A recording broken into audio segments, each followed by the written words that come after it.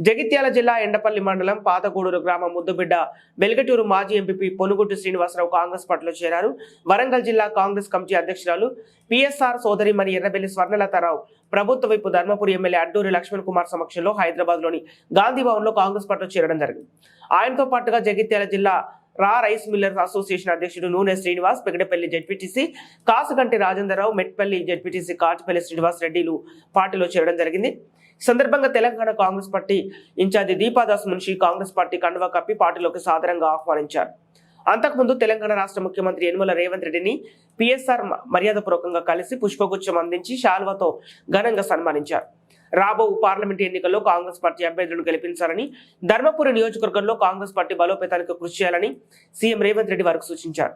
ఈ కార్యక్రమంలో గెల్లు చంద్రశేఖర్ యాదవ్, ఎలుక రాజు యాదవ్, సుగ్రీవరావు, జాడి రాజేశం, మాచర్ల రాజేందర్, ముష్కు నిశాంత్ రెడ్డి, రంగు తిరుపతి, గోపతి నరేష్, రమేష్, సత్యనారాయణ గౌడ్, కాంగ్రెస్ నాయకులు, పిఎస్ఆర్ అభిమానులు తదితరులు పాల్గొన్నారు.